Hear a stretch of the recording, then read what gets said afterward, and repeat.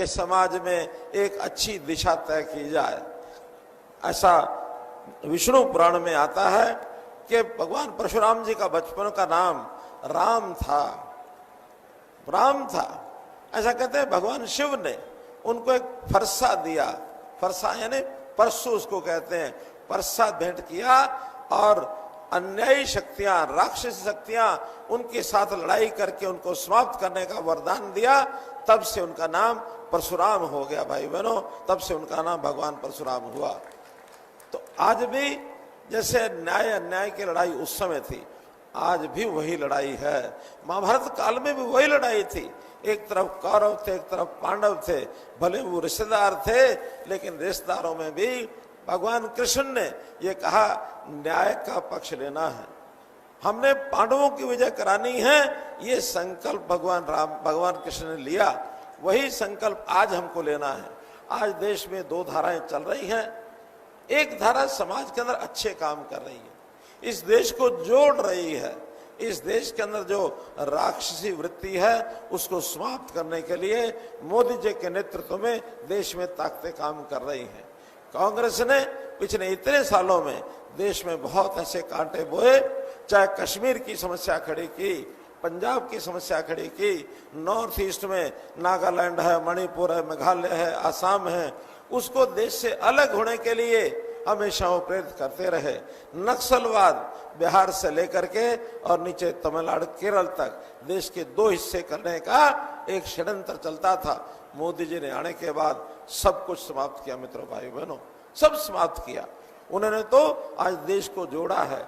नक्सलवादियों ने अपने जो शस्त्र हैं वो आत्मसमर्पण कर दिए हैं। नॉर्थ ईस्ट के सब प्रदेश राष्ट्रभक्ति, राष्ट्रवाद को लेकर के और देश की मुख्य धारा में आ गए हैं। कश्मीर की 370 खत्म करने के बाद आज कश्मीर वैसा ही प्रदेश है जैसा प्रदेश आज हमारा हरियाणा है, उत्तर प्रदेश है, मध्य प्रदेश है, राजस्थान, गुजरात है। ऐसा ही प्रदेश जम्मू कश्मीर भी है।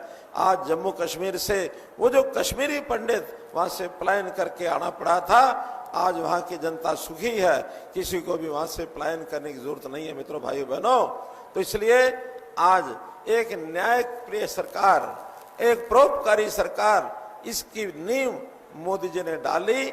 हमने हरियाणा में भी उन्हीं के पद चिन्हों पर चलकर आगे काम किए।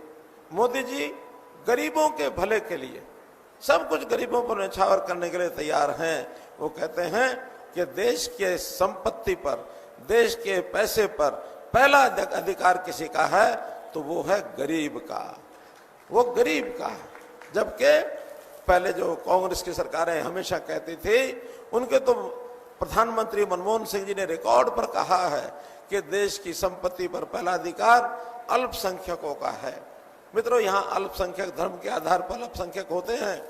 हम अल्पसंख्यक को उनकी समस्याएं, गरीबी की समस्या तो हल करने के लिए तैयार हैं कि हमको इस लड़ाई में, हमको इस लड़ाई के अंदर समाज के हित में काम करे और लोगों को आगे लाना है। उन नरेंद्र मोदी जी का हाथ मजबूत करना है जिन्होंने अपने देश को दुनिया में 5 बड़ी विश्व शक्तियां जो हैं, आर्थिक शक्तियां, उसमें लाके खड़ा कर दिया है। कोई समय था हमारा देश बहुत नीचे माना जाता था, लेकिन आज हमको विश्वास है आने वाले 5 साल में न केवल 5 बल्कि दुनिया की पहली 3 शक्तियां, 1, 2, 3, उसके अंदर भारतवर्ष का नाम आएगा मित्रों, उसके अंदर आएगा। आज बहुत बड़ा एक परिवर्तन हो रहा है। मैं चूंकि आप लोग काफी देर से बैठे हैं, मुझे बताया गया कि यहाँ तो 11 बजे लोग आ गए थे, लेकिन संयोग से आज मिलने वालों का तांता खूब लगा हुआ।